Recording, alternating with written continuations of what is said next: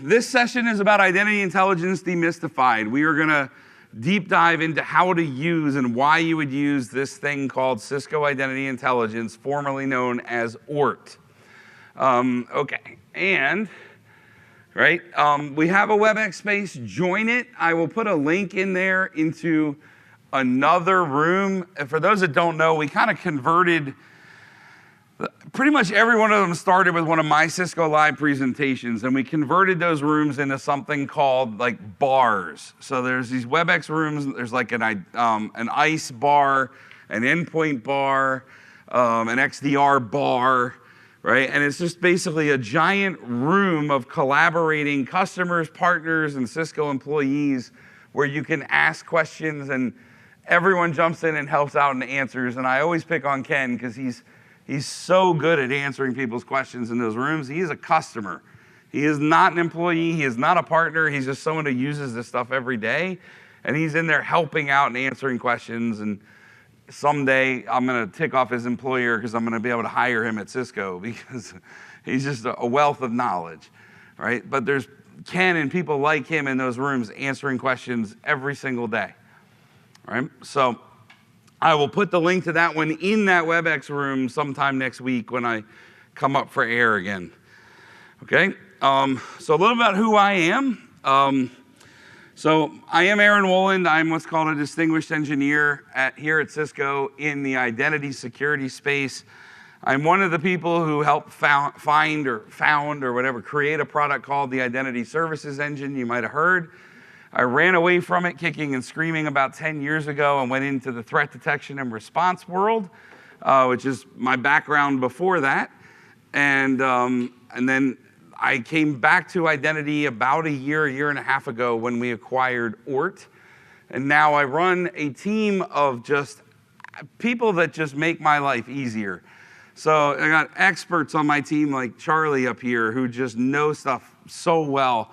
So I run a team of TMEs, which basically means I am the way I manage it is like I don't manage at all. I am just a poop umbrella.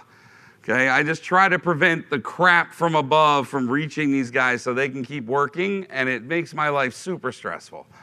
But it is what it is. I got an awesome team, and we cover ICE. Because ICE came back to me like a psycho ex-girlfriend. And we have Duo and we have Identity Intelligence. And I keep hearing we are going to be forced to take Meraki Access Manager soon also. So we are the identity and access group within Cisco. So that's kind of what I do. I've been here I've been at Cisco 20 years. I was consulting 12 years before that. So I have been in this industry a long time, and I'm still trying to figure out how.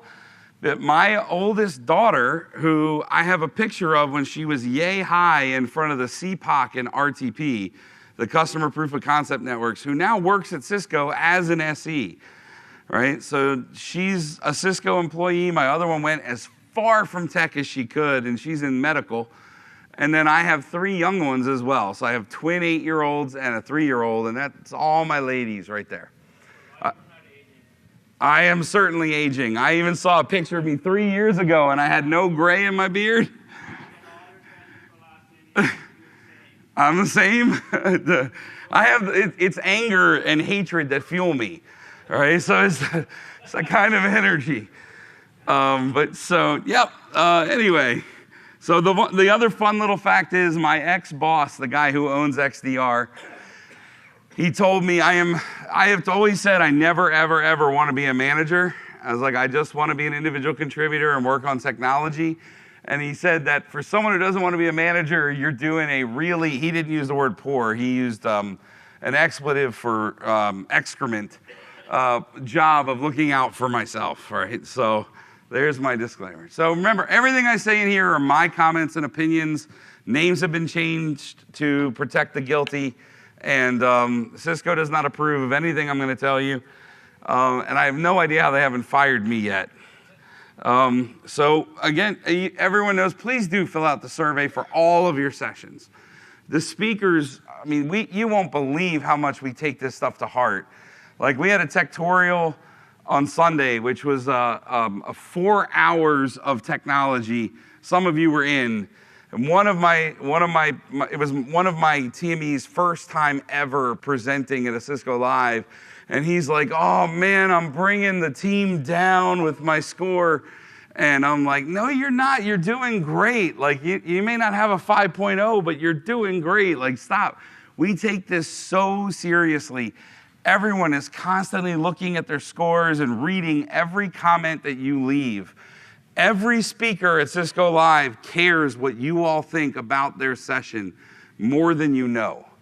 Okay, so do fill those out. Leave comments for us. The whole reason I changed this session is from comments I had from presenting it before, so I'm trying to present it in a totally different way now, right? We listen to what you have to say. And one more piece of housekeeping. I've got stickers, ribbons, and more stickers up here for anyone that wants them. You just grab them on your own. All right, so the agenda slide from hell, and I say that because these numbers, they don't auto-increment themselves. They're literally just text boxes that you enter yourself. It's like it's 2026. We have AI that will impersonate human beings, right, and pretend there's someone they're not so that they can reset MFA factors and attach them to the user's account. And our marketing branding team gives us the most manual slides known to man, right? It was like taking a step back to 1993. Anyhow,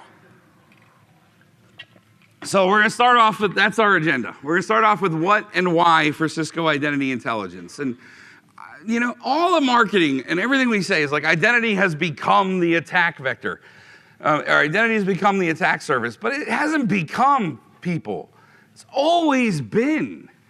Right? Getting someone's password has always been our goal so we can log in as them and then look for ways to create our own accounts or find other ways to maintain persistence so that we can then leverage those persistent areas to continue to expand our presence in your environment. And it's always started with identity, or at least had identity as a major component. And I've been hacking this stuff since 1993, when the government brought me in to go do some fun things, right? I mean, there's nothing, identity has always been the goal, right? We were dumping SAM files, right, which is the security accounts manager back in NT351, right? We were getting your passwords there. We were grabbing your Etsy password files on Unix systems to where they had to create Etsy shadows. Right? We were doing this stuff forever and ever and ever, and I can't be the only one who remembers identity has always been important. But I am, apparently, because now it's like the big thing. Because now we have agentic AI and all other, nonsense words that you heard Chuck and G2 probably spout off. All right. But anyway, for real stats though, from Talos, and I have got to figure out what the real numbers are, because I was literally just in a session right before this one where we had a slide that said 80%. And in the same slide deck was another picture from Talos saying 60%. So I'm confused. For the same stat, I've seen two different numbers. But it's either 60 or 80 or some combination of that from Talos's incident response team. The breaches that we were parachuted in to go help with, right? 60% of them or 80% of them leveraged identity as a key component, and we will tell you 100% of them use some form of identity within that, right? But maybe it wasn't the phishing attack that was the way in or something. But how does this happen? And I love this example. So when ORT was created, which is now Cisco Identity Intelligence, they formed a partnership with this, security training company called Wiser Training. And they create these cool little videos to help explain what things are important, including this one, which is, the attacker bypasses MFA because it's been annoying me, right? This is how Cisco got hacked. And there is a Talos blog all about our hack. right? We were using Duo MFA like good little stewards that we are, right? And I used to wear an Apple Watch back then because the only value I ever found in my Apple Watch was being able to hit a button or a screen like this for the checkbox and not have to break my phone out when I got an MFA push, right? Well, then attackers started to realize that you all get sick of hitting that checkbox too. And you're so used to it that it's like just instinct now. When your phone buzzes, your watch vibrates on your wrist, which is why I got rid of it. And it annoys you with the haptics because you have to do something. You immediately just go check, right? And it's like, so that's exactly what happened at Cisco. Someone harvested some stolen creds, right? And they just tried enough times. The person's so used to it, they're like, check, okay, bad guy is now logged in. Right after that, you saw Microsoft and a whole bunch of others start to go with number matching, right? Or what we call verified push, right? But this is real, right? This type of thing is so real, it cost Cisco millions of dollars. And millions of dollars, nothing was apparently stolen. The millions of dollars is how much it cost us just to investigate it. And now that's also funny Cisco money, right? Where, we have to charge ourselves way more internally than it would cost if we went to an external service, right? So it's like when I needed a certificate, instead of it being $500, right? It's $2,000 now, $10,000 internal cost. Yeah, it's so take the cost with a grain of salt, all right? All right. But the whole point of this is, and Cisco is just as bad as anyone else, you cannot detect what you cannot see, right? And so we have situations like this, okay? So Cisco had a standard of using, and it wasn't Duo at the time, it was still Ping as our IDP, right? And this one's actually my wife's company, but that's okay. We'll keep that to ourselves. But you acquire another company. So when we acquired Duo, for instance, Duo was a total Google Workspace company, right? They had Okta for their IDP. They had Google Workspace for their productivity. All the email addresses, all the email addressing for @duosecurity.com all went to Gmail inboxes.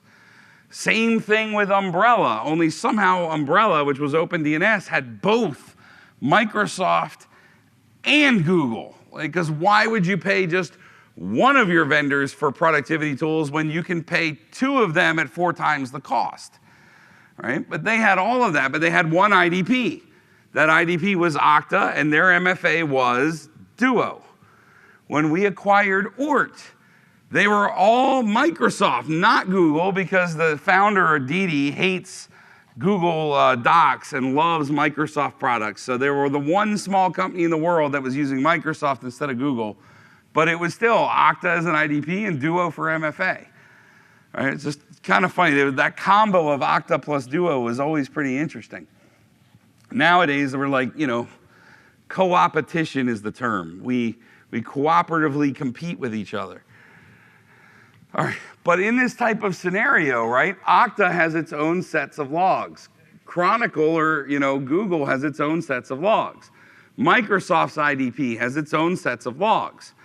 And if you say, well, I bought Microsoft Defender for Identity, hey, that's great, but you're missing like 2/3 of the authentications that are happening per day. Do you really have a complete picture?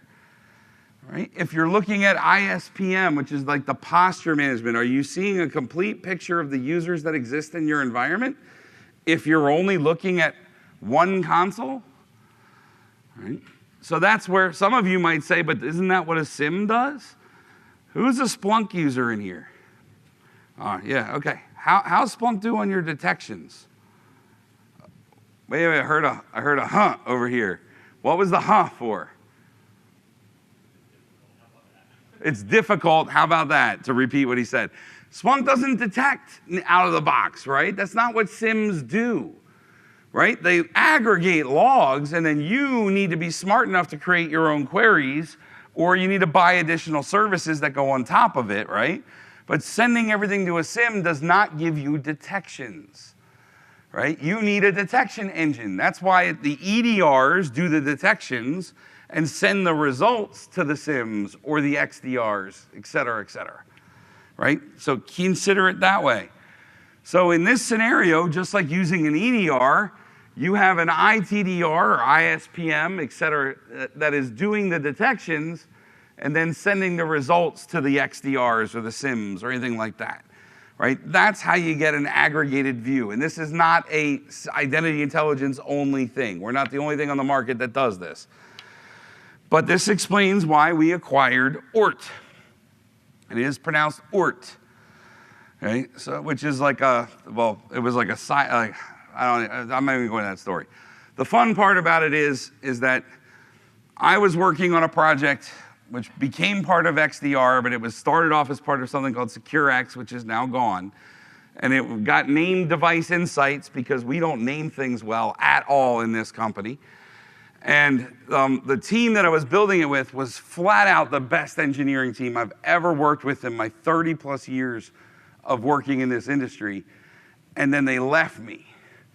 So it started off with the senior director of engineering, Didi, and then he brought his whole team with him to go build this company called ORT. And they built what we were gonna build internally here at Cisco, and they did it on their own because we are not the fastest company in the world. And so I, being the psycho ex-girlfriend in this scenario, convinced Tom Gillis to go buy ORT, right? And then just throw really long golden handcuffs on these guys so they won't leave me again, or they'll lose all their money, right? So I'm like Kathy Bates in Misery, right? And so now they're here, and I've got them, and they're building me stuff, right? So now what they did in ORT, which was kind of revolutionary, now others are trying to do it, some are claiming they do it even though they don't, is that they're integrating with all the different identity sources. Ones you wouldn't even realize are important for identity, like the HR information system. How many of you have an HR information system, right? And when a new employee comes into the company and you have an account created for them, or a record inside the HRIS, and it uses a protocol like SCIM to go tell either your IGA product like SailPoint, if you're unfortunate enough to use IGA, or right directly to the IDP and say, go provision an account for user Bob who just came into the company. Right? They're really important sources of identity to find things that are wrong, right? So that's why you see things like Workday there. But they're bringing in all the different IDP logs and building out an identity graph, right? Which says, I see these users from these sources, they have these devices or machines, right? They are in these different groups, they've had these sessions, their normal area of work is usually the East Coast of the United States, but today they're showing up in San Diego, California.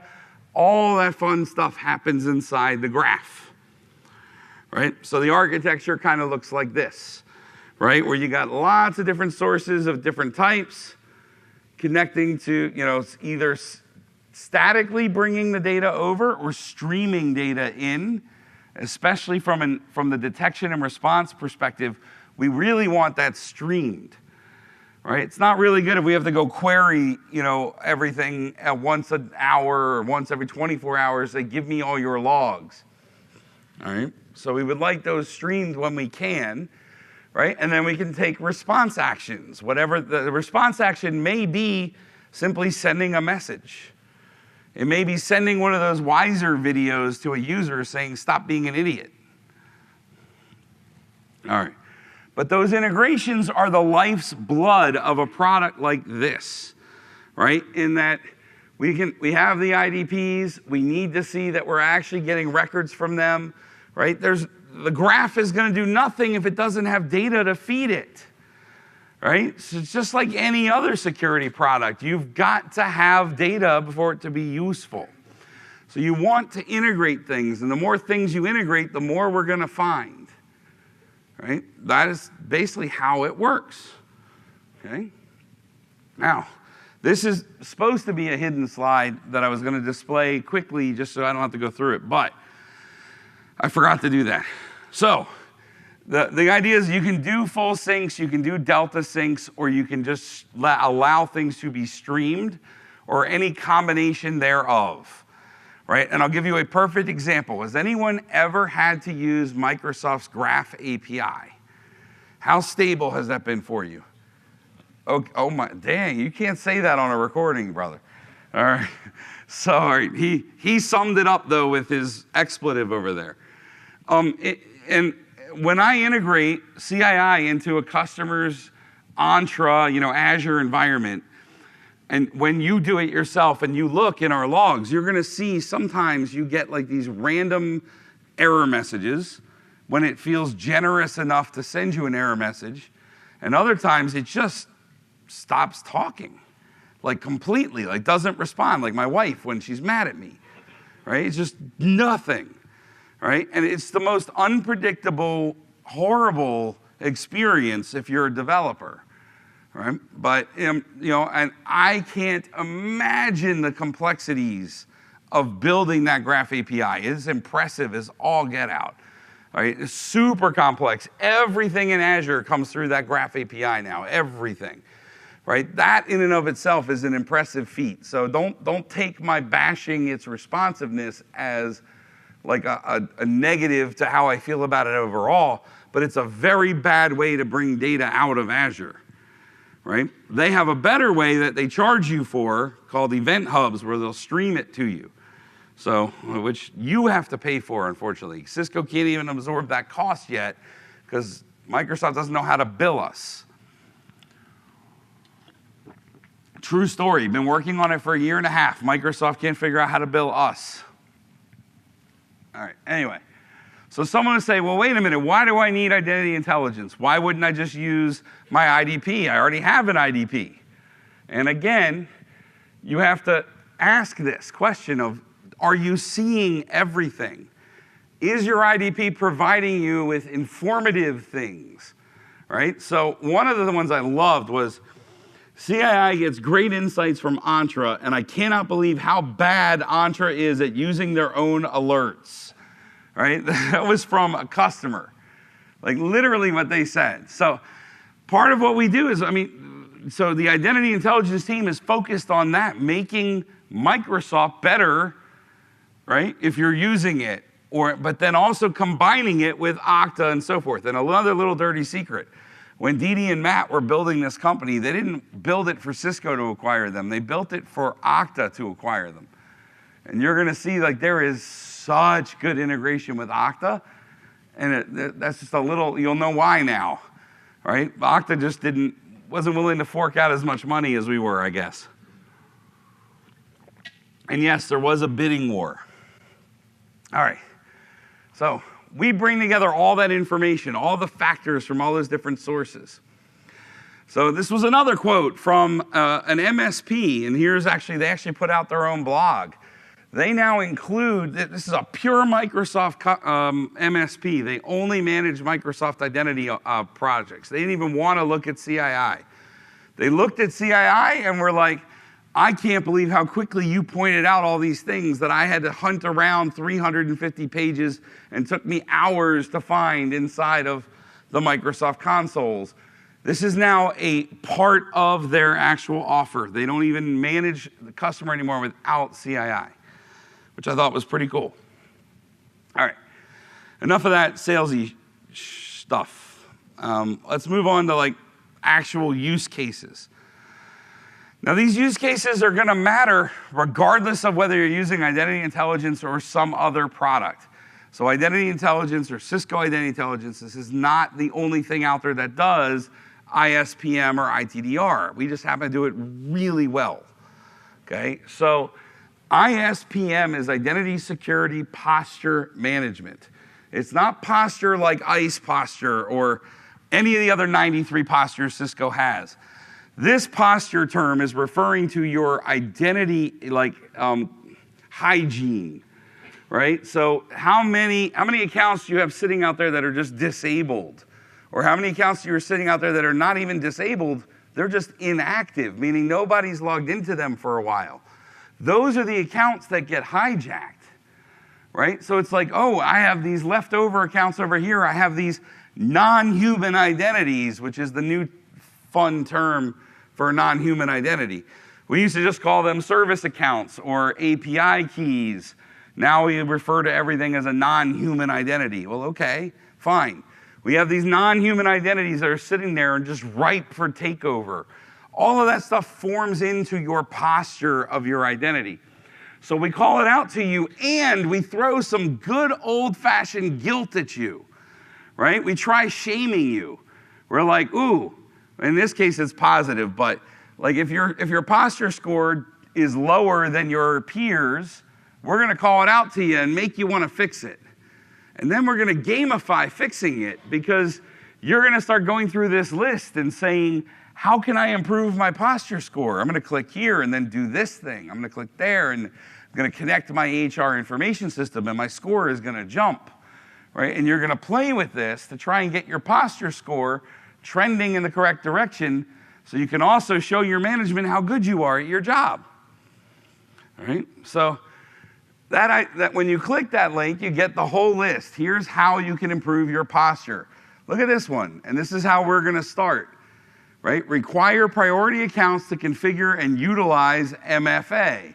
So there are 11 high privileged accounts that are not configured to use MFA in my test environment. That's what that's calling out to me. That's not good, right? So we should change that. Let's click into it and actually start fixing that, right? Let's go and talk to Clayton and say, dude, you are a privileged user. How is it that you don't have MFA configured yet?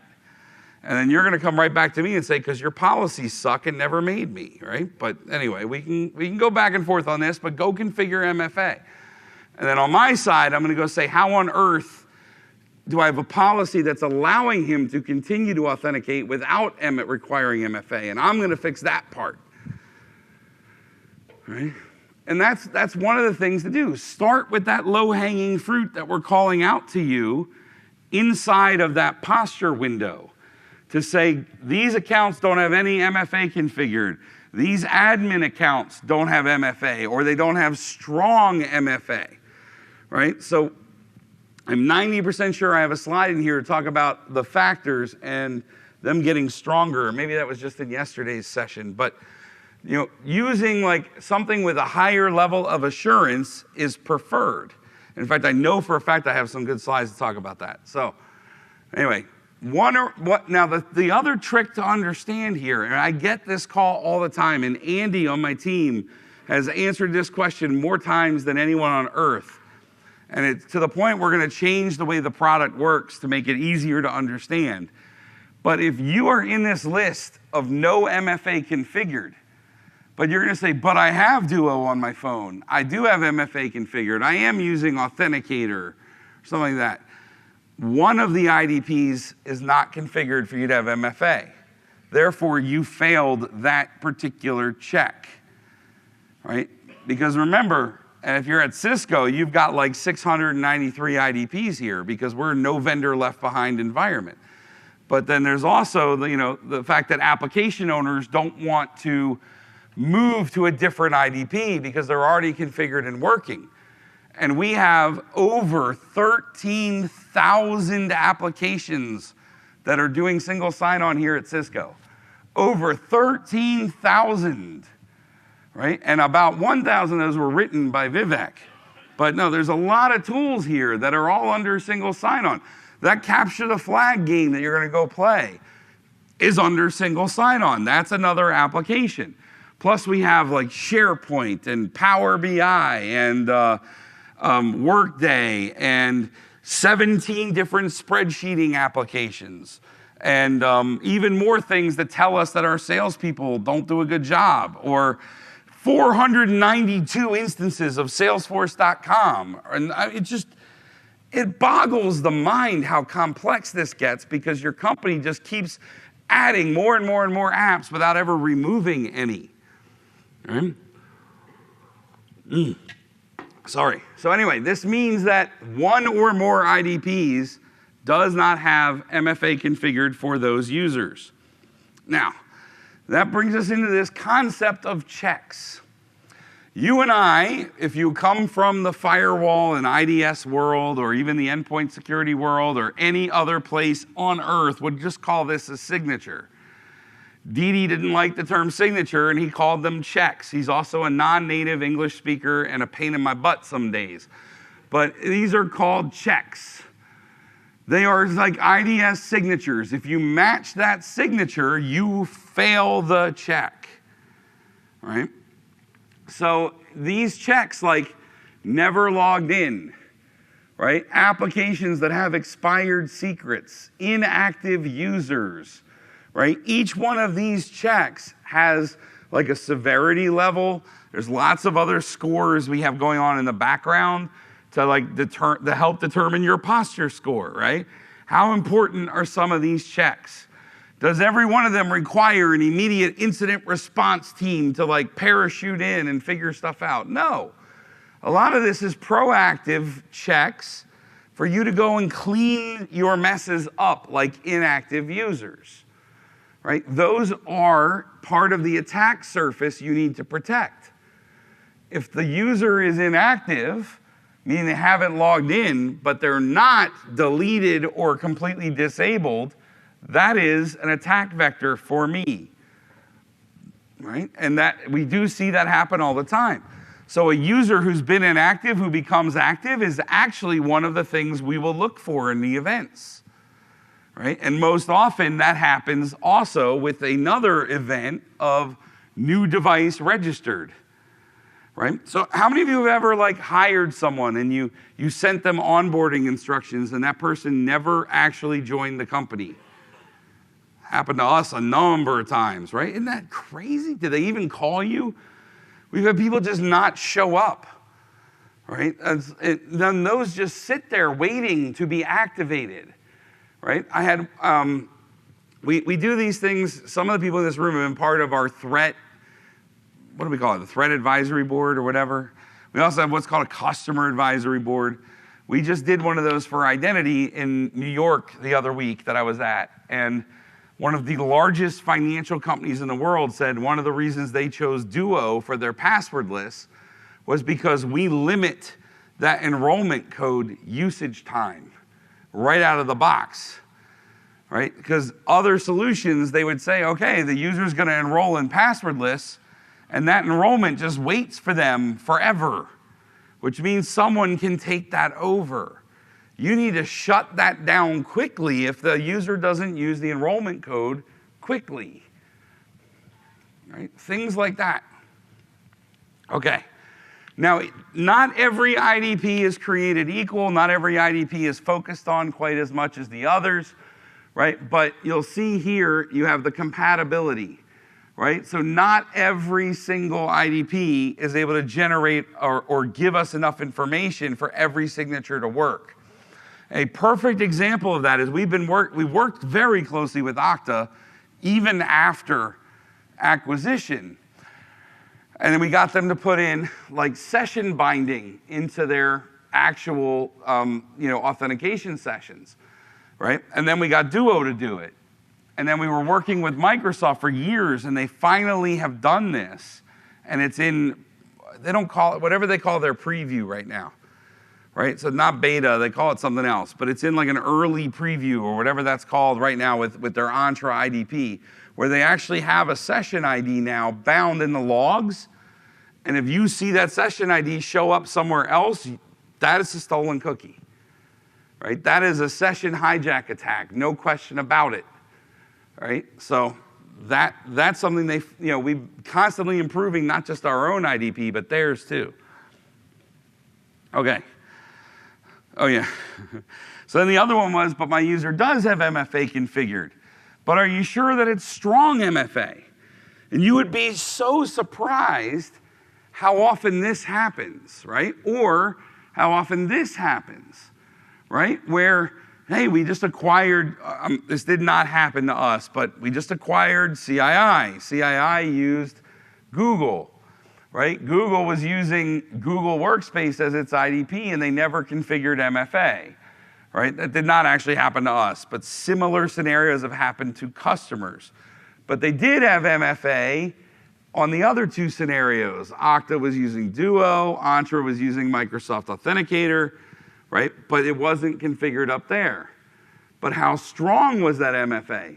Ooh, and that's where this comes in with monitoring your progression towards strong factors. We even had a customer who came at us and said it was the CISO. And he was all proud. He's like, I don't need identity intelligence. We don't need that product in here because we have disabled all weak authentication factors. All right? And then we were like, okay, well then we shouldn't find any, right? And we hook up identity intelligence and they may have turned on strong factors, but apparently their user population still preferred SMS because the number one factor was SMS. Right? So they're still using weak factors even though they had enabled the strong factors. Right? And from that same Talos report, we know that misconfigured lack of MFA or MFA bypass was the number one, like the problems with MFA was the number one weakness. Right? So something we need to focus on. All right. So again, this one is actually like, again, the no MFA check, right? Clicking on a user that failed it. The details from the right, which should pop in, there you go. When you click on this. Now, why did I take the time to animate that? Because people didn't realize you could click in the blank space to pop out the drawer, even though it's in like every single Cisco product now, because it's part of our UI design. It's called progressive disclosure. So I literally was like, how am I gonna like draw a big cursor to tell people, click here? So there you go. When you click in the empty space, and Edgar, somebody put the 3 dots or something on the end of the line now too, that you can click there and do it. But it brings out the details and it'll show you right there, right? Which provider failed the check or providers. Right? So we're giving you the information. We're not trying to hide anything from you. You can even get into the raw logs. But this is how we figure these things out. All right. So now you know what's wrong. You can go take action. So jump into that IDP and configure MFA. And you can monitor your progress with a dedicated MFA dashboard. See, isn't this better than just going through the product and being like, look, we have a dashboard. That was not me, right? All right. That was really loud. All right. So anyway, so you can track this and it'll even show you, based on the NIST assurance level, right? I only had 2 in high assurance, 10 in medium assurance, and 14 in low. You don't want low assurance MFA. You need high assurance, phishing resistant MFA. If you were in that last session when the Talos guy was talking about how bad phishing has gotten and all the versions of phishing now with smishing, quishing, vishing, all right, I'm like, it kept going. I was like, oh, wow. And seriously, a customer of ours, and they got breached about a year ago, all right? And they were like, oh man, we need identity intelligence, and we have the XDR, and we were like, okay, fine. We're going to give you identity intelligence even though it's not doesn't technically come with the XDR yet because you're a good customer and something bad happened to you. So we put that in, and then they just got breached again about less than a month ago from a phishing attack, right? So it was somebody followed a link, right? Went through an attacker in the middle. They completed their MFA, right? All Microsoft IDP, Microsoft MFA. They went all the way through both factors, right? So now the attacker had their username, their password, because they hadn't gone passwordless, and the good person, the actual employee, had completed an MFA, so they got their session. So now they're in there in their session, looking at their email and stuff. And they called the help desk. And they asked the help desk, I have a new phone, can you please add it for MFA? Which they do. So now the attacker has the full credentials of this employee because of a phishing attack and has now registered their own device as an MFA authenticator device. Right? So now they're able to just log in whenever they want to with strong MFA. Right? It's like, but I had MFA configured. Well, when you let a bad guy register their own device into your Entra, not a whole lot you're doing. And this is the same thing that Talos researcher was saying an hour ago, whatever, is that no one goes for the higher effort attacks anymore when they can just log in. Right? So the number of attacks like this has grown substantially, while the number of like Kerber roasting attacks has shrunk, because it takes a lot more to get there than it does to get to the phishing success, right? So, but this will help track that, which, by the way, we would alert that, hey, strange location, weird user agent, and new device added. This is bad, and trust levels are assigned, and like we warn all sorts of things that there's an attacker in there. All right. Okay, so overall, okay, there's your hygiene factors. This was that customer I said that CII was like, oops, you're not correct. I know you think you turned off SMS, but you didn't. And then within that dashboard, I'm going to keep moving because I'm already halfway through here.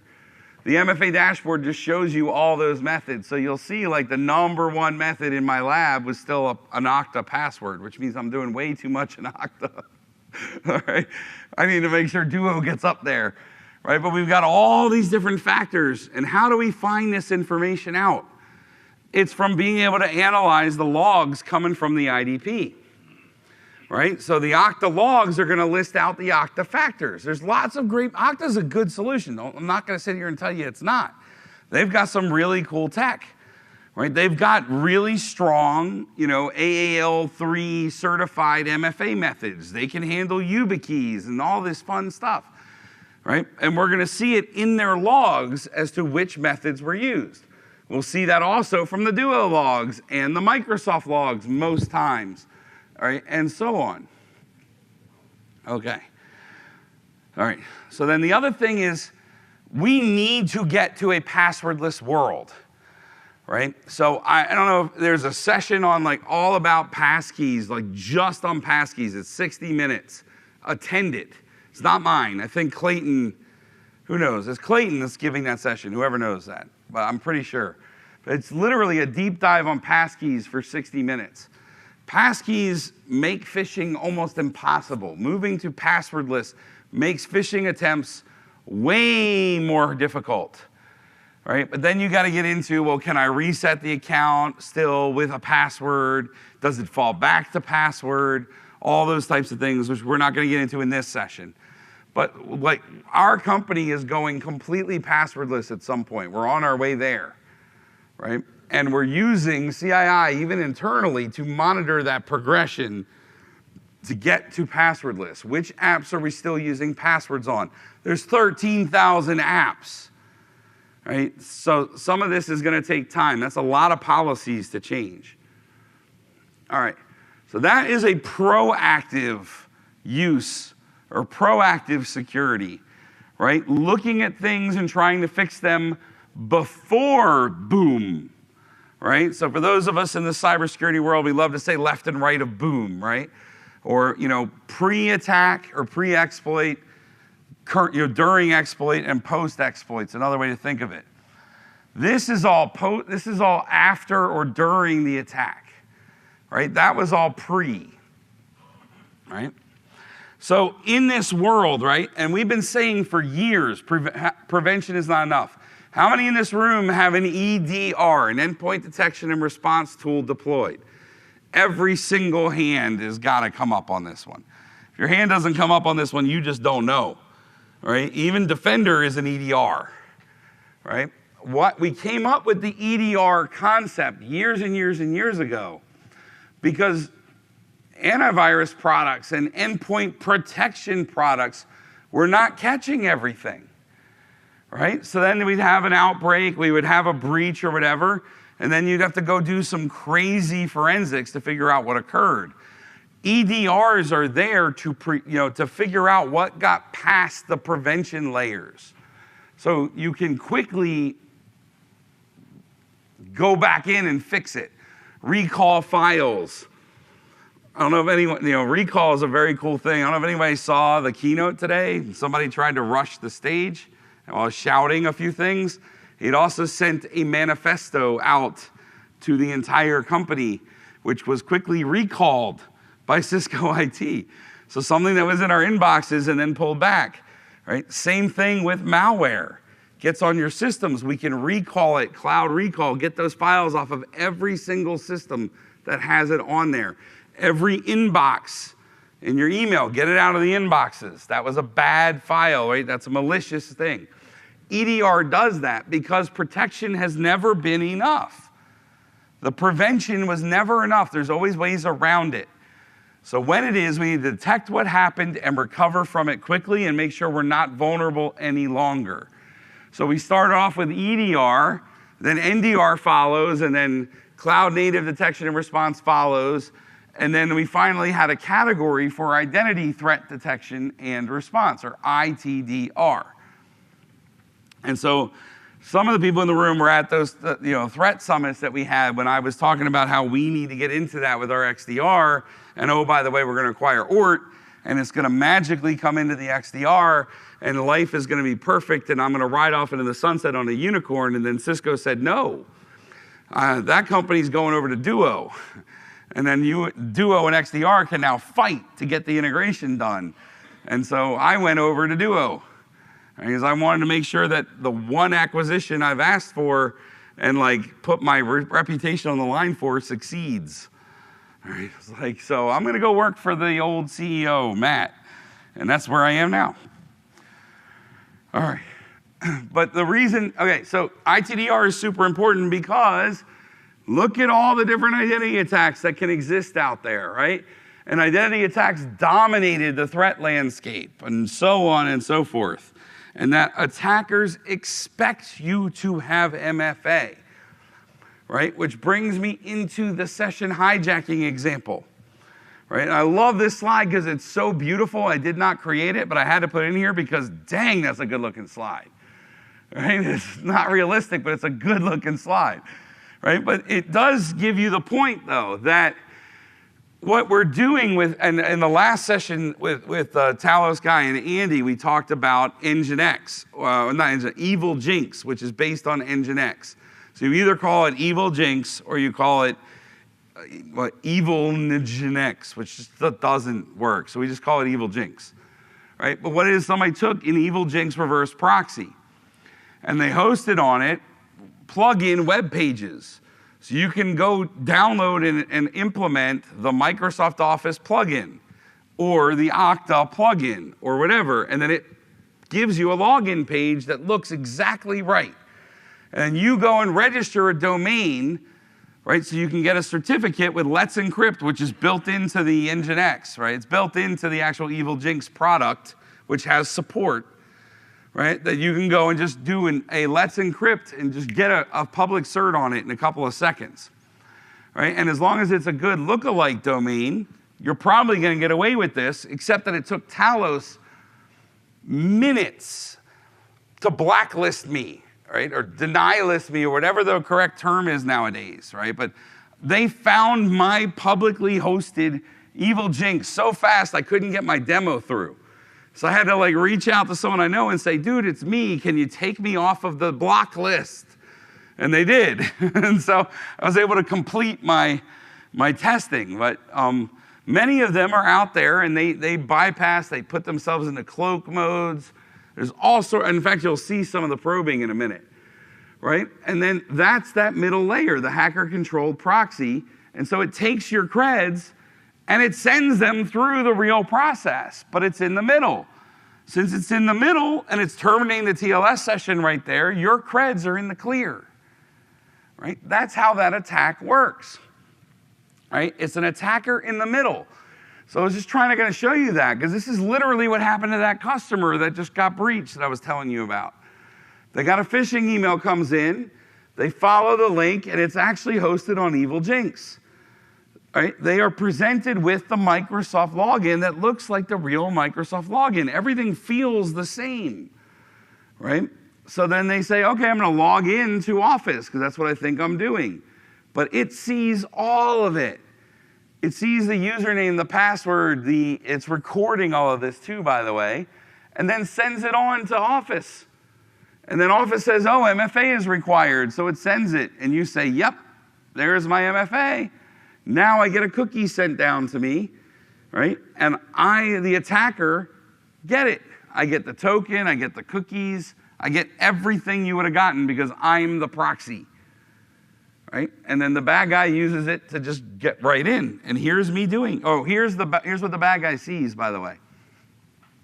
So you have these things up here called lures and fishlets, right? And literally it will craft you realistic looking emails called fishlets for you to use as your phishing email that lures you to the page that looks like Twitter, WordPress, Reddit, ProtoMail, Outlook, OneLogin, etc., right? And then you're hosting it. And in here you actually see, here's where like one of the web crawlers was looking to see if I was doing anything bad. I left it in here.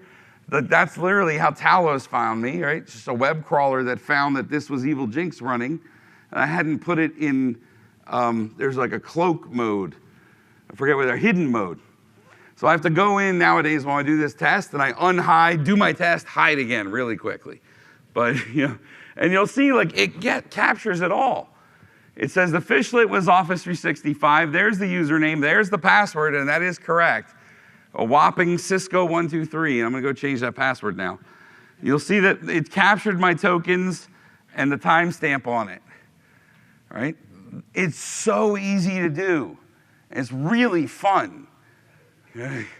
So now all I have to do is take that cookie from that console and paste it into a free little plugin inside of Chrome, Firefox, and Edge, which allows me to copy and paste cookies.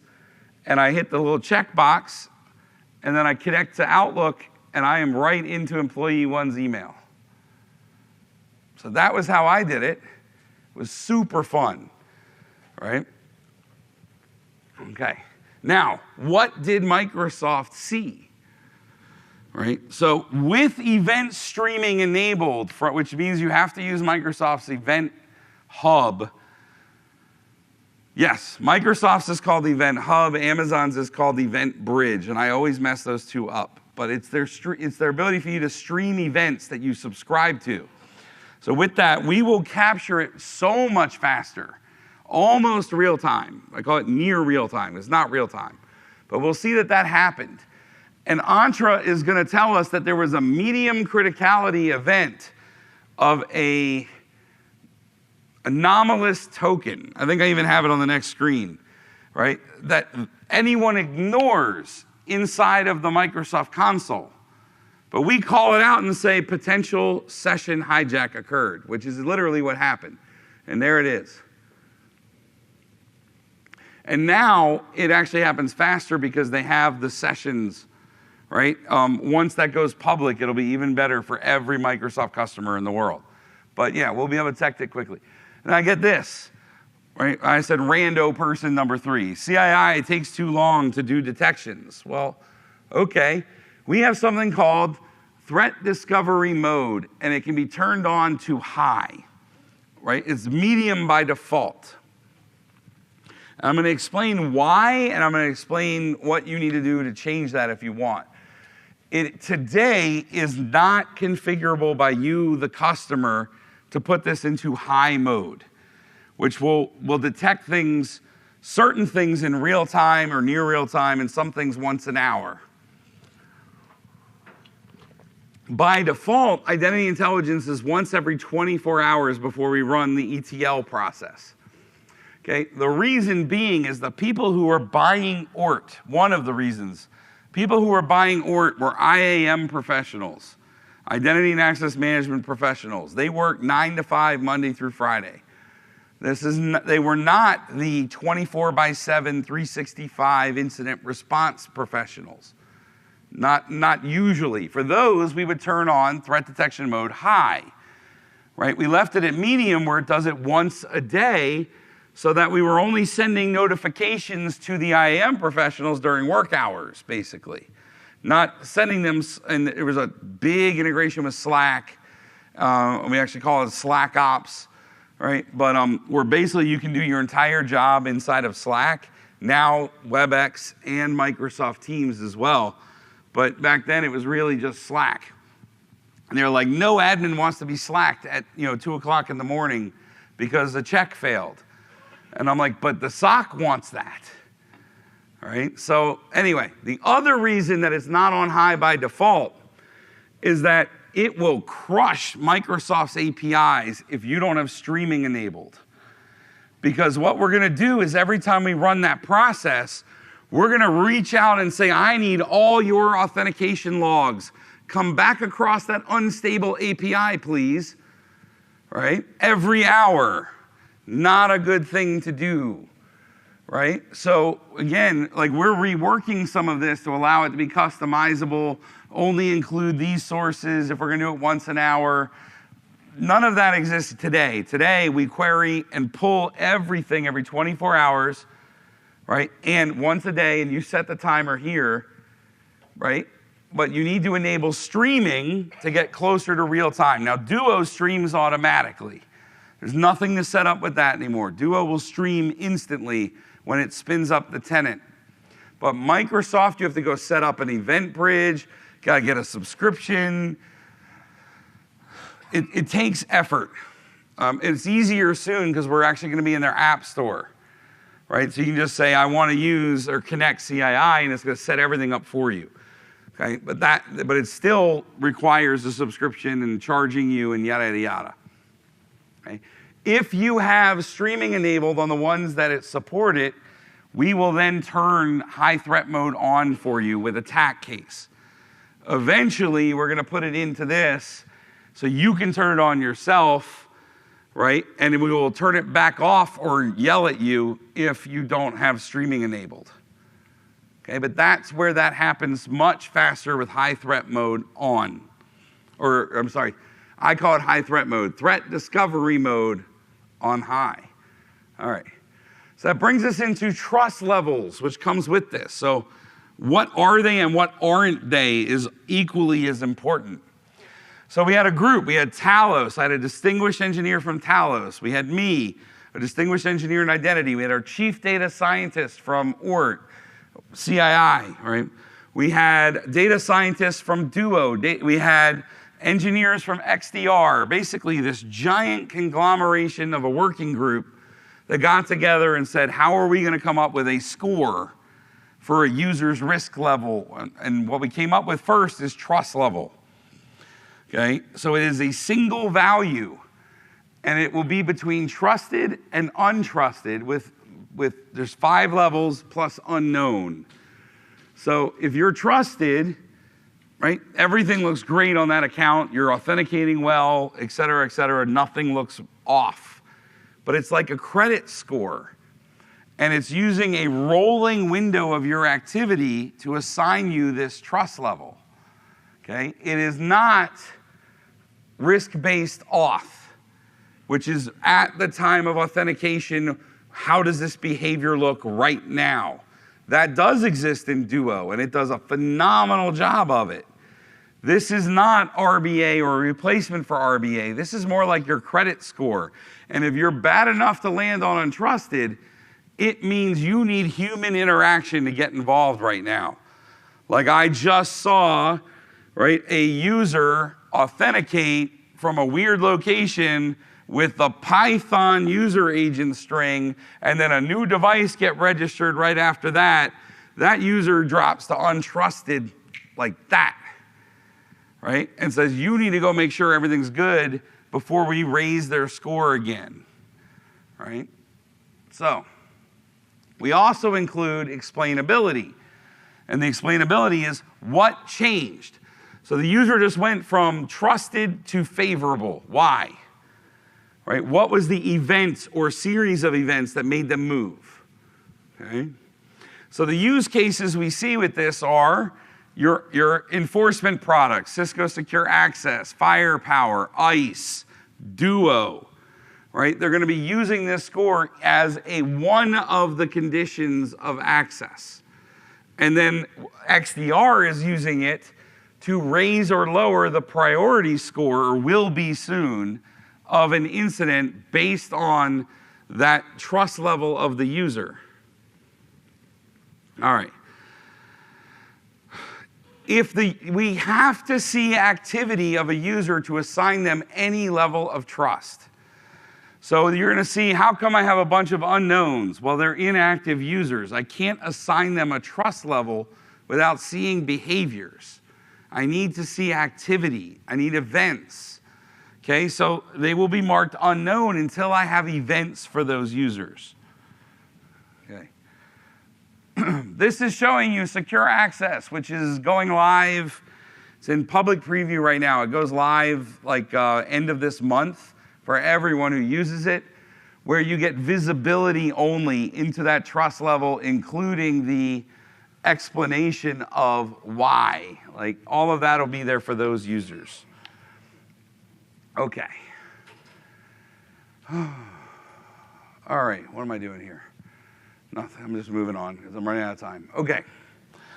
This also brings me into this thing called an Identity Security Assessment, or an ISA. So back when ORT was a standalone company, right, they would actually go into customers and offer, and we still do as Cisco, these free identity security assessments. Just plug our product in, send your logs over to it, right, and then we'll come back and give you a report that, you know, an expert's going to come back and say, this is what this means, this is what that means, it's going to be in a PowerPoint, and blah, blah, blah. Well, we automated that, and as of a couple of weeks ago, we have actually put it into the product for everyone to have at all times. Now, here's a fun thing. It's on the dashboard, and it's called ISA Reports. It's not in the reporting section where reports are. And nor is it a report, it's a dashboard. So that will change. Okay, one of the cool things about working on a product like this is we actually are continually developing it, and we publish production every week. So at some point, the stupidity will go away, and it was more of a get it out and don't wait on UX to approve the design. Okay, so the user experience guy is pissed, but this is how DD runs his org. You know, and Edgar will tell you what DD wants, DD gets. All right, which DD is here, by the way, not in this room, but he's here at Cisco Live. So if you have a chance to meet him, like just be like, I hear you're difficult.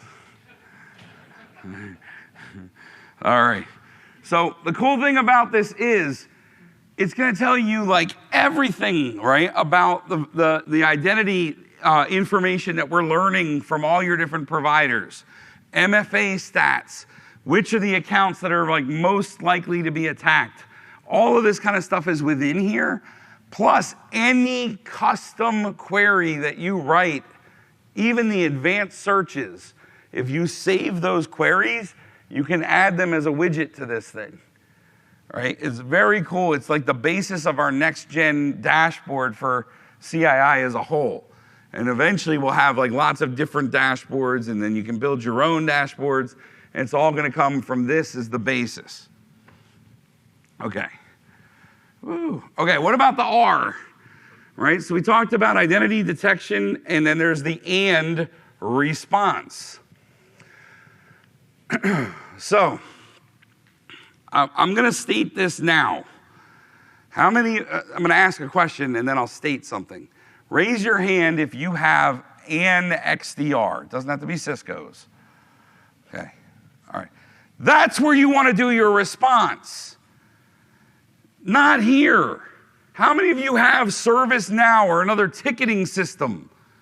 That's where you want to do your response. We have response in this product because customers demand it. No.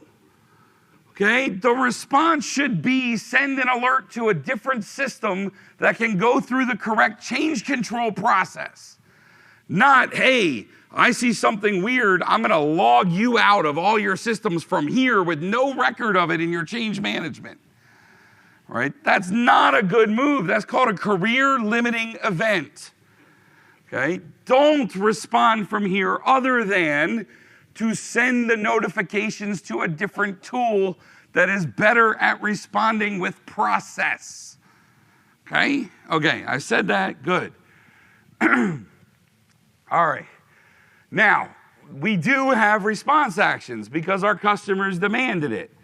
So they are IDP-specific responses, meaning I'm not going to show reset MFA if the IDP doesn't support resetting MFA, right? So in this use case where I am in, like, here's my account, and I am in GitHub, Okta, and Slack in this one, right? These are the responses that I get.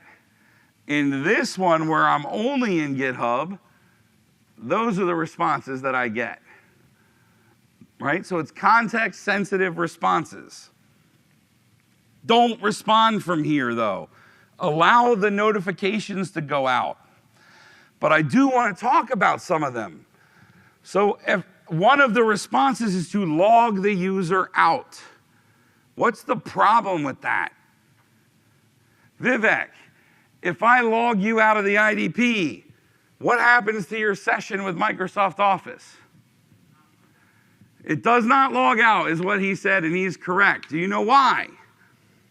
Because the web application itself is not the IDP, right? The IDP is used to, through federation to authenticate you and allow that application to authorize you, which sends you a cookie. And it says here, and for the length of time that you have my cookie, before it expires, he wouldn't grab the stickers from me. Oh, God. Before it expires, right, or needs to be refreshed, you still have a live session. Because if you were in my modern auth session, they didn't learn. Decades of networking with things like change of authorization. But web applications are like, I'll do my own thing, all right? Like so, in the last session too, we started talking about CAPE and shared signals. That sounds great. Cisco has 13,000 applications. How many of them do you think support CAPE yet? Like one? So again, right, this is important. So we learned this years ago in the, my God, what is the matter with me? What was CloudLock? What kind of product is that? That's called a CASB. Thank you, God. So CASBs, right? A CASB, if it was not in line, right, you had to hope that whatever application on the other side of it had APIs to log you out of that application and end your session, right? And we learned long ago that that may not always work. Most applications don't have that ability, okay? So just remember that when you use the logout user, either through this tool or through your automation scripts in XDR or XIM or SOAR or whatever, just because you logged the user out does not mean their access stopped, right? What you need then is to kill their access entirely. So if it's going through like a zero, I hate that term being used for a product. If it's going through a zero trust product, which zero trust is not a product, but if it's going through that product, you can kill that access, right? If it's going through something in line, you can kill that access, right? This is, again, why you want to use a SOAR or something like it, an XDR, something where you can script it. Okay, what do we got? The other one is what if I want to reset the MFA devices? Like, for instance, what happened to that customer who registered their device to Entra? Well, Microsoft doesn't support resetting MFA devices, but Duo does, right? So one of the actions you can take either through this or through your XDR or SOAR is go to Okta, go to Duo or any other real IDP and say reset the MFA devices so that everything has to start over and you get rid of that malicious device or any other possible malicious devices, right? You can send a push verification, right, to say, is this really you? And from here, the help desk can send you a push, and you can do a verified push or even just a regular push and say, yes, it is really still me. But I cannot stress this enough. So my other passion, right, I spent the last almost decade in the threat detection and response space. I took the time to get a master's degree from SANS in this. And the SOC matters a lot. Okay, but the SOC, and for anyone from Cisco, is like, cool, I'm going to tell them to buy Duo. The SOC doesn't buy Duo. The SOC doesn't buy the IAM product, but they use it, and they need to use it, right? So you need to make sure that the IAM solution you use is good for the SOC. Now let's talk a little about what CII is what we're here for, not Duo, but Duo, Okta, other IDPs have great details about endpoints, even though it's a web auth, right? Use those products, right? The one that should have it, because they have something called Intune, doesn't. All right, but webhooks. So a webhook is how many of you have ever seen a REST API call? Right? It's usually like a put, a get, a patch, right? A what? Post, thank you. Yeah, okay. So that's kind of how that works. This is sort of like that, but it's a listener waiting for data, right? So it's like up, waiting for REST type data, right? Listening, like, hello, if you've got the right key, you can send to me, right? And I've got this port open, waiting for data to be sent to me, right? Anyone who has said they have Splunk, you have something called a HEC, or an HTTP event collector. That is a webhook listener. They just don't call it a webhook listener, all right? But that's literally what that is. So CII and other ITDR products use, they get the logs in and they send their notices of detection to whomever, right, through webhooks. So we have customers that use Okta. Okta has an automate function within it if you pay for it, right? Similar to XDR's automate, right? It's for creating workflows and so forth. So they literally take the webhook notifications from CII, send them to Okta, and then Okta runs a bunch of functions. We like to send them to XDR or SOAR or Splunk or whatever, right, through the webhook. What's in it? The easiest way for me to show you what's in it was actually to open up Splunk, because what Splunk does is it takes all the data and writes it in basically raw, right, and puts each field into its own little line. So tons of crap. Like, look, we've got okay, the severity was critical. The actual signature ID was never logged in, right? It was an authentication. It was which failed check it was, which users, which providers, yada, yada, yada. Which MITRE tactics and techniques were mapped to this, right? Which is very important for XDR and things to stitch together an incident. All right. So in case you didn't know, Splunk was a Cisco company now. All right. So, sorry. So Splunk has apps in Splunk base. We call them TAs. I don't remember what TA stands for, and I'm apparently too tired for my brain to function, so don't ask me. All right. There is an app in there called Cisco Security Cloud. It has Duo, it has multi-cloud defense, it has ICE, it has XDR, and it has Cisco Identity Intelligence. And the current version that is published will do everything for you, which is really slick. So you don't have to do this crap anymore. It does all of that for you. Where when you just create an API, client ID and client secret, which what I was telling you all yesterday is like the OAuth username and password, right? So you create one of those pairs from CII, and you put the data into Splunk, and it does everything else automatically, right? It builds the HEC.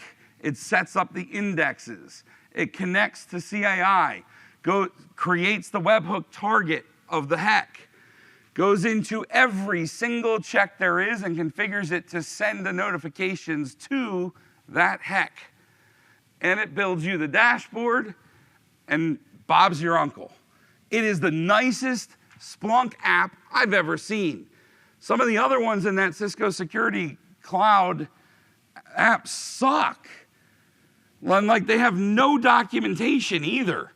Like, we have like really good documentation in this one that explains what you're doing and why. Okay. Okay.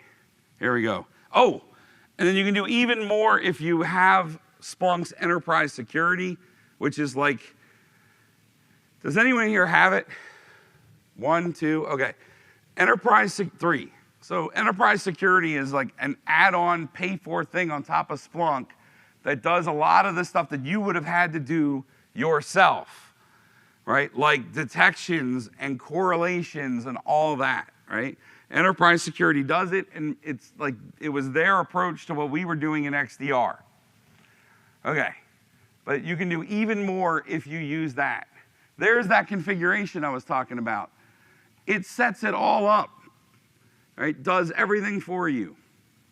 Now we're going to talk about the very painful topic, as the gentleman in the back knows. All right, we're going to talk about XDR. So the entire plan, and Ken can attest to this, and so can Clayton, that when we talked about, oh, we're going to get into ITDR, and it's going to come with Cisco's XDR. And then our business leaders said, yeah, we're putting them over there with Duo. So we've been meaning to get all this into XDR for quite some time, and it's taking 2 phases. We have already done phase 1. It's done. It was GA last month. Phase 1 is user context only, which means what used to be called user insights or user assets inside of XDR gets replaced with the user database from CII. Okay? That data comes, you see all the sources, you see the trust levels, you see the explainability, all that joy is in XDR now. You know what's not in XDR automatically? Detections. That's phase 2. Okay, so phase 2 gives you the detections, and we're probably going to be using OCSF to send it over, or it's going to be just the webhook going to it, and it's going to translate it into OCSF and go into the database. However, phase 1, which is out here we go. Essentials and above. This was also the question, and it changed every day. One day it was like, okay, it'll be XDR Advantage. The next day it was like, no, we're going to put it in Essentials. Then it was Advantage, and it was Essentials, and I was getting whiplash. Okay? It has been settled. It's done. It's out. It comes with Essentials. Okay? No, there's no round of applause for anything to do with this at all. No applause. Okay, that's like me applauding my child tying her shoe and she's 26 years old. Like, you just know. All right. So what ends up happening here, and AJ, the leader of TDNR, had always said, you are never going to pivot out of my console. He gave on that a little bit. He's making you pivot to security cloud control, but he will not let you log into CII. You do not get the full console of CII. XDR gets Identity Intelligence services, not the full Cisco Identity Intelligence, which, by the way, it's still the full Cisco Identity Intelligence, and I'm going to show you how. But you're not supposed to. So what you have to do first is go into this thing called Security Cloud Control. Now, you've been hearing for years G2 and others talk about Cisco's Security Cloud. This thing that's the platform that's linking all of our various products together and is gonna, make you want to sing Kumbaya and strum a guitar because everything works so perfectly. Okay? So if you don't have an organization, you got to create one, which is what you're doing here. So I'm creating it, and I'm putting it in North America because that's where I was. So I create it. Now that I'm in it, it's like, okay, I can't do anything yet. So I'm going to go under Platform, and I'm going to go to Subscriptions. And this is where I claim my XDR. By claiming it, I am attaching it to an enterprise of SCC, right? now it's like linked. So now XDR tenant knows about SCC tenant, and SCC tenant knows about XDR tenant. And SCC is where all entitlement happens. Okay, so I attach it here. So I claim the subscription. The subscription actually comes in an email. I copy out that code. I paste it back in here under the subscription claim code and click next.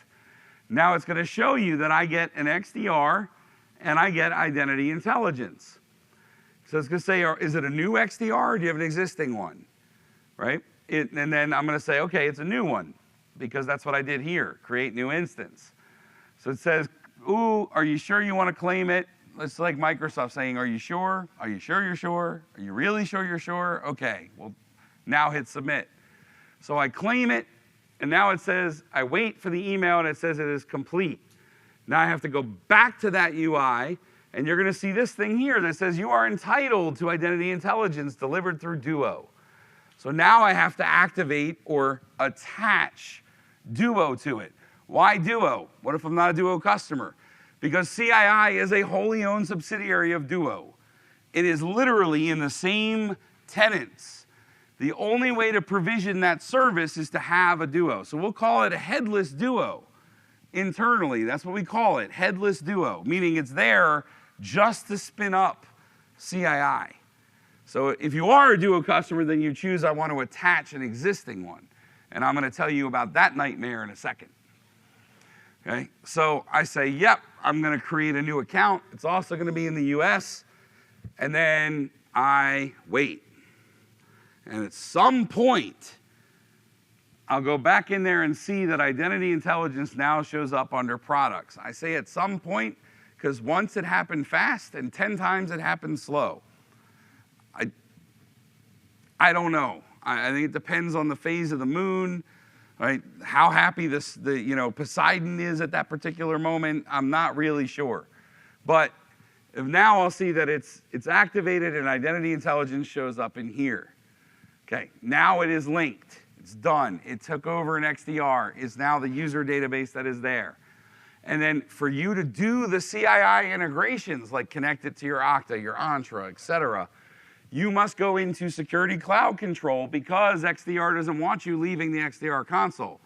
So you get to leave the XDR console and go to Security Cloud Control. And there you'll see your integrations page, which what I'm trying to show you with these ugly colors is it is nothing but the integrations page from CII being displayed inside of Security Cloud Control using something called a micro front end. I like to refer to them as iframes, and then it really drives developers nuts. Right? I say it's like an iframe, and then Edgar's back there going, there's nothing like an iframe. It just happens to display inside of a frame of a screen, but it's nothing like an iframe. How dare you, sir? Right? But yeah, it's like an iframe. Okay? All right. Now, here's the part that is the value of this session. Don't tell anyone I'm showing you this, even though it's being recorded and will be on the web. Okay? When you're in that screen inside of Security Cloud Control and you go to your logs or your integrations page, there's a little share button up there. Click it. That gives you a direct link to that page, which you'll see is control.security.cisco.com, which is, again, that's Security Cloud Control, but it mentions a slug here. There's your tenant name for CII. Copy it. Paste it into the login screen for CII, which is listed here. Dashboard.ort.io. Unless you're not in the United States, then it's dashboard.eu.io or ort.io, or et cetera, et cetera. Paste that in there and click continue. It'll ask you how do you want to log in? Choose the one that says PIAM, Provisioning, Identity, and Access Management. And voila, you're in CII. Now you can configure your checks. You can tune them. You can configure them to send to webhooks, i.e. get your damn detections into the XDR like I show you on this screen. Okay? This is going to be all automated soon from Chris's workflow, but there's a guy here named Christopher Vandemata, and he wrote this whole thing. I take 0 credit other than providing him an environment, both because now you can't blame me for it, or Cisco can't, and because I'm not that smart. He built this entire thing, all of the workflows, everything, so that when the webhooks hit XDR's listener from this workflow in XDR Automate, it will then add all that identity data and that alert and everything into your existing investigations or incidents. And if no existing investigation or incident exists, it creates it. It's freaking beautiful. And it works, and it's been working. That's how we were like, okay, XDR isn't integrated with CII yet. Want to bet? Use the workflow. It's in that public exchange. Anyone has access to it. You go into Exchange, it's there, it's been there. And Chris is modifying it now to automate all the creation of the webhook and everything, just like we did with Splunk. So soon you won't even have to copy and paste all the webhook data between them. Okay, I have 3 minutes. So I'm not going to spend a whole lot on these, but checks are tunable. I already said that. In order for you to tune them, if you're an XDR-only customer, you need to do that little hack I just showed you, because you can't get to that page with just an XDR subscription, okay? So checks are tunable. You can change things like, hey, I want to ignore mediums so that I can miss all of those Microsoft IDP attacks. But you can do that if you want. You can configure other listeners, right? So, those are your outbound notifications. You can also learn to set these things where you're going to send educational videos to your customer or to your end user. You can set up and work with chat ops. All right, I put a lot more in here than I have time for. Everything is in here. They're in the hidden slides too. My email, there's 177 slides. Okay, I presented about 80. Okay, there's about 100 slides you did not see. It's all there for your reference. We also have pretty good docs when we have access to our documentation tool. All right, and you can always email me at locks@cisco.com. Hit me up in that WebEx room, right? I'm always available for questions. I may just take a little while to answer them. There are 19 identity-related sessions here at Cisco Live. Go attend them. This is security. Identity security is security, period. Okay? All right, and then don't forget to fill out the surveys, and please leave comments. Do the capture the flags. Seriously, this system is amazing. We train all of our internal people on the capture the flags using that system. They're so much fun, right? Someone up here used it recently, you did, and said it was really a lot of fun. You can also earn that coin if you are the top scorer. And by the way, you can't just play it once. Meaning you're allowed to try a second time if you think you can get a higher score. All right? Play the capture the flags, and that's it. Thank you. 30 seconds.